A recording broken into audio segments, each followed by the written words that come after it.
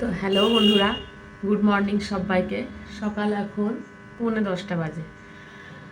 তো সকালবেলায় খুব ইচ্ছে করছিল বলতে, আর এত এত মানে চলছে না ওআইটিতে, যে বলার কথা নয়, কোনটা ছেড়ে কোনটা বলবো। মানে ভাবছি এটা আগে বলবো না ওটা আগে বলবো। তো যাই হোক, একটা দিয়ে শুরু করা যাক। আজকে বলি, না হয় ম্যান্ডির কথাই বলি, ম্যান্ডিটাই শুরু করি। তো ম্যান্ডিকে খুব যে খারাপ কিছু বলবো আমি সেটা নয়, কিছু কথা যেটা খারাপ লাগছে, ওর চিন্তা ভাবনাগুলো বা ওর যে কাজকর্ম সেইগুলো নিয়েই আলোচনা করব। আগের ভিডিওতে দেখেছি, তার আগেরটাতেও দেখেছি, ভিডিও দেখেই ভিডিও করা হচ্ছে। তো ম্যান্ডি এরকম কি করে মানে করে, যাদের কাছে যাচ্ছে তারা কি ট্রান্সফার হয়ে যাচ্ছে কোচবিহার। কোচবিহার যাবে, তাহলে মানুষের ট্রান্সফারের আগের মুহূর্তে কতটা টেনশন থাকে, কতটা চাপ থাকে। তো সেই চাপ আছে অবশ্যই। যেসব মানুষগুলো এক জায়গা থেকে অন্য জায়গায় যাবে, সেটেল হবে, সেই জায়গায় এসে প্রচণ্ড চাপ থাকে।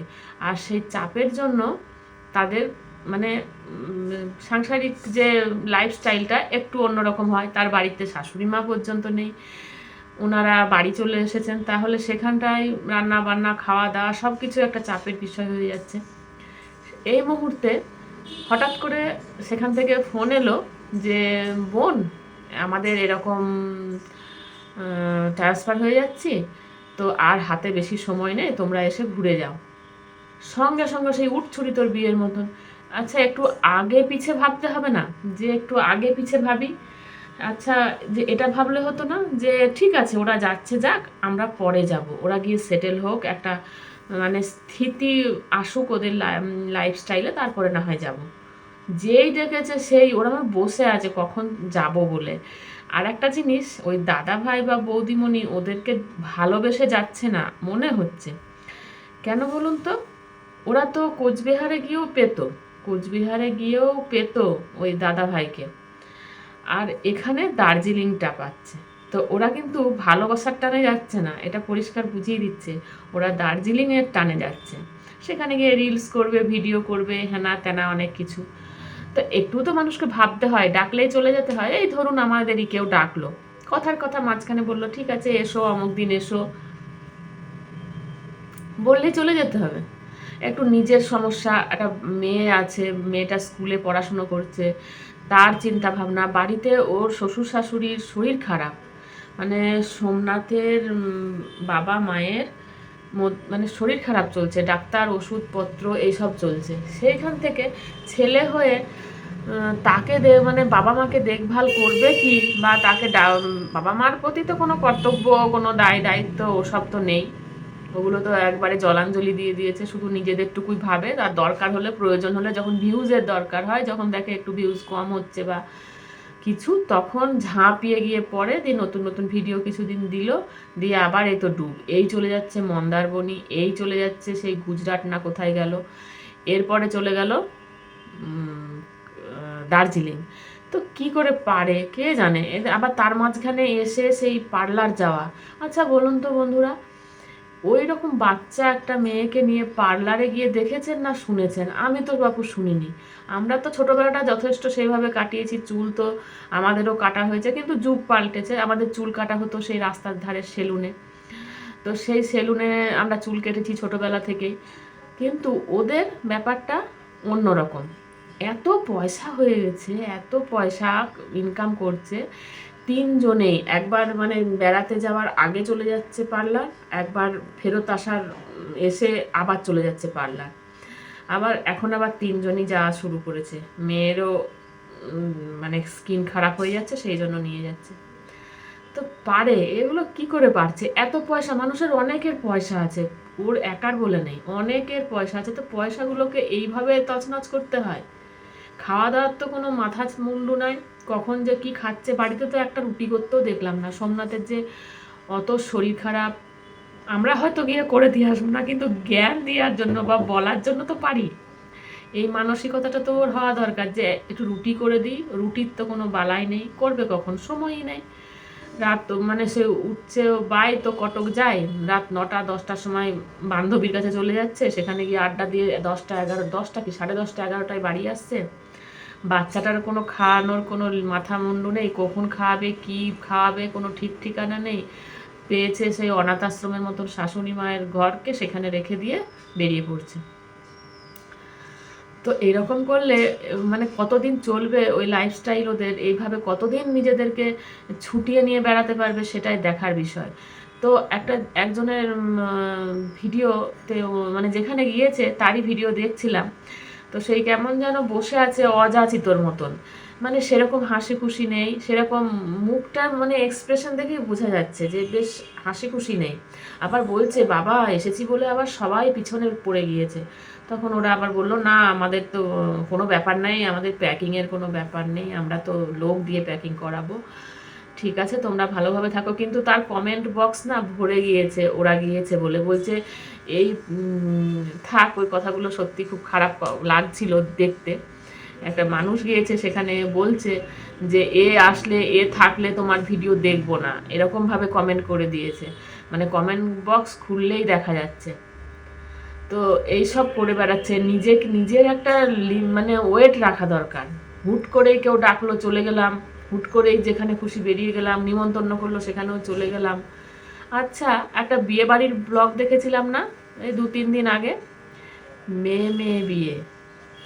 তো সেই বিয়ে বাড়ির ব্লগটার কথাই মানে ভাবছি মনের মধ্যে, একটা প্রশ্ন নিজের মনেই আসছে। আচ্ছা, এই যাদেরকে নিয়ে অনুষ্ঠানটা করা হলো আর যারা গেল ওখানে, তাদের একটা মনের মধ্যে কিন্তু হয়নি যে এইখানে যাচ্ছি, হ্যাঁ এখন সবই আইন সিদ্ধ হয়ে গেছে, সব কিছুই আইনের দিক থেকে বলে দিচ্ছে যে হ্যাঁ যেমন পরকীয়াটাও করতে পারো, সেটাও আইনি একটা আছে ব্যাপার, আইন আছে যে হ্যাঁ তুমি করতে পারো।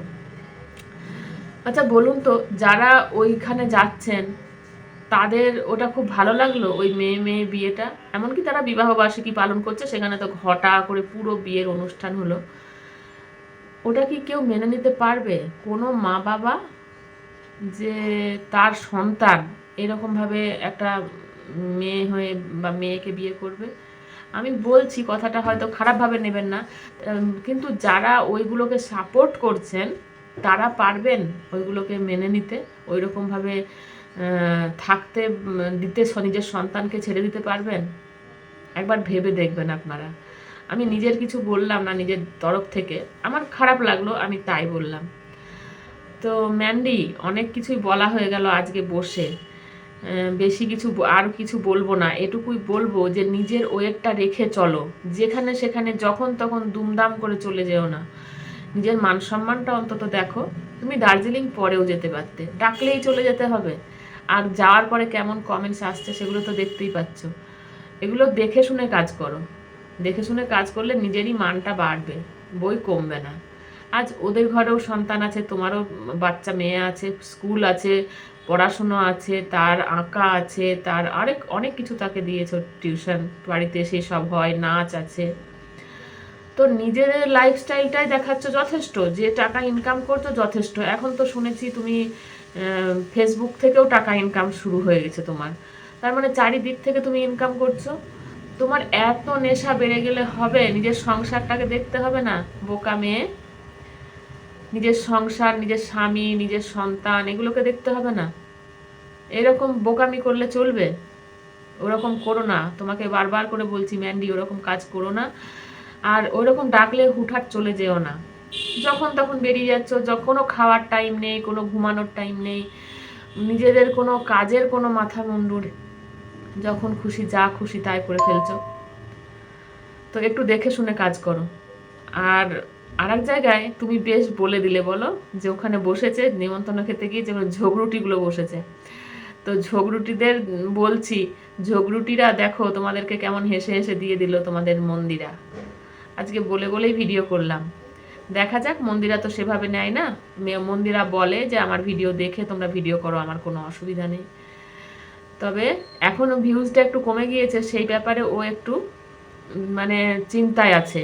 ওর যে আদরের দিদি ভাই একটু ওর পিছনে লেগেছে না, সেই জন্য তারপর থেকে ভিউজটা একটু ডাউন যাচ্ছে। যেদিন বসে দিদি ভাইকে অনেক কথাই বলেছিল, একদিন না বেশ বসে বসে কয়েকদিন বলেছিল, তারপর থেকে ভিউজটা ডাউন হয়েছে। এবার ওর মাথা খারাপ হয়ে যাচ্ছে, ও কীভাবে সে ভিউজটাকে তুলবে।